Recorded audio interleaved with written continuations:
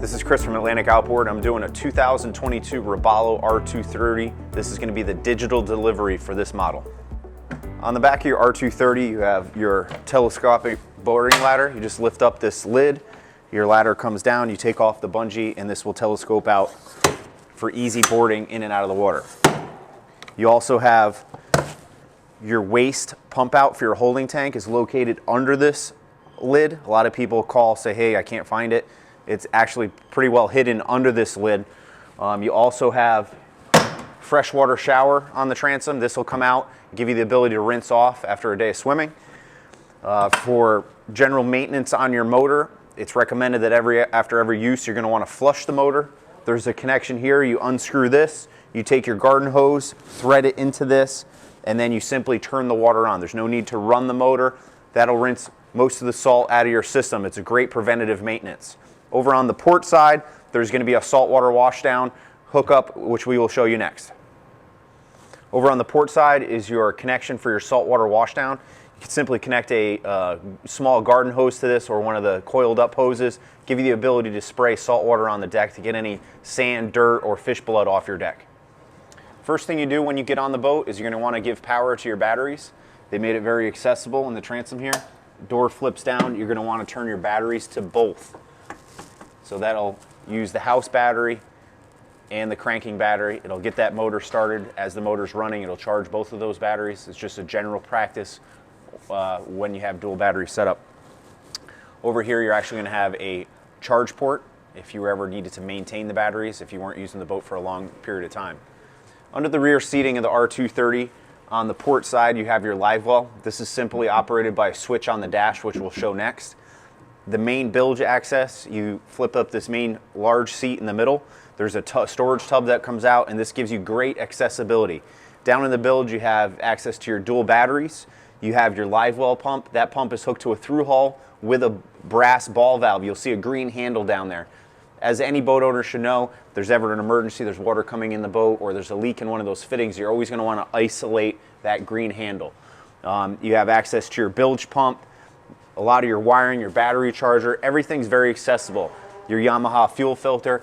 This gives the technician enough space where they can actually get down in the bilge and work on things. It's very rare in a 23-foot boat. Over on the starboard side here, we have a storage bucket. Storage bucket lifts out, and this is going to give you additional access to your freshwater system, your freshwater tank, and pump. Great accessibility throughout this boat. After you turn on your battery switch, the next thing you're going to want to do is insert your key here. And it's very important you put your key lanyard here. It's a little horseshoe piece that'll clip over this button here. The motor will crank, but it will not start without that safety lanyard in. You want to make sure the boat is also in neutral. We get many calls throughout the summer of people trying to start their boat. It's in gear, it won't start. Or very common also is the safety lanyard is off. At the helm here, you have your digital display for your Yamaha. It's going to give you all your fuel levels, fuel burn. You also have your switching. You have your horn, a navigation light that's going to turn on the port and starboard lights up on the bow, and the hardtop light for your mast. You have courtesy lighting that's going to turn on indirect LEDs so you can see around the deck. You're not tripping over shoelaces in the dark. A Livewell light. Spreader lights. Spreader lights are going to be the lights up on the hardtop. You have two aft-facing lights, and then you have one forward-facing light.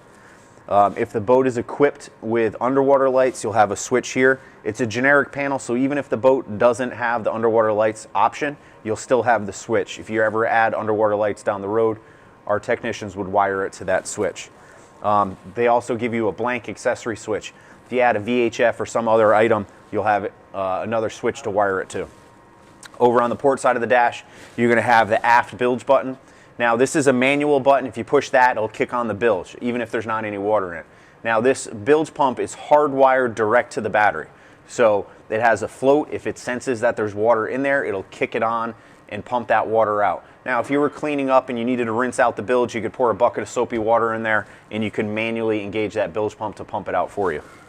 You have a switch for your Livewell. You simply push that button. It's going to prime that saltwater pump, and it will run water into the Livewell to keep your catch alive.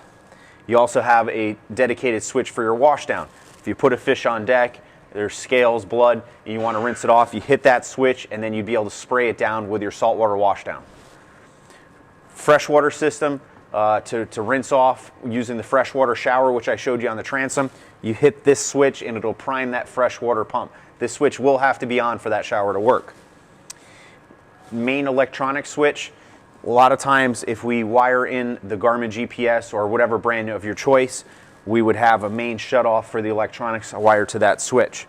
If the boat is equipped with trim tabs, your power to those trim tabs will be turned on and off with the switch here, and then you're also given another blank accessory switch. Next to each switch is a reset breaker. You also have your Clarion stereo here. That'll hook to a Bluetooth configuration or AM, FM. You have a wireless charger for your phone. Those really work better without a case, but you can give it a try. You also have a 12-volt accessory charger there, stainless cup holders. To tilt your helm, you simply push the button in and it'll allow that helm to tilt. Up on top of the dash, you have storage space with drains. Overhead, you're going to have an additional storage for if you ever add a VHF or your charts, or you want to put your reg or a pair of sunglasses, etc. Great storage up top. This is on a friction hinge. It feels tight for a reason. That's so it doesn't slam down on your fingers. You have dual elevation footrests with flip-up bolsters on the helm. Let's move forward and talk about more options in the bow area. In the bow of the R230, you're going to have two different legs that will be dedicated storage in the head compartment. The way these mount is there's a little spring-loaded pin here. You pull that pin back and it gives you the ability to slide this in, and then it will lock itself in place. The seat backrests will work in that same configuration. When you want to remove them, you pull the pin and this will pop out. Again, you simply slide it in and the pin will lock it. In the bow of the R230, they give you excellent floor storage. So this is a friction lid with friction hinges. It lifts up. This is a great place to put your safety equipment, your life jackets, anything that you just need to find a home for, hidden under the deck, out of your way, but it's easily accessible. And again, you have guttered drain system and a friction hinge, so it'll stay open as you need it, and then simply close. Another pro tip on a lot of these latches is always put a little bit of weight on the latch as you're trying to close it. That'll compress that seal and it'll make latching much easier. In the bow of the R230, you have great access to your anchor locker. With a friction hinge, it lifts up. You have your dedicated anchor there, hung in storage. Gives you plenty of space for your anchor rod and your chain. So whether you're fishing or a day on the sandbar, you can easily access that anchor.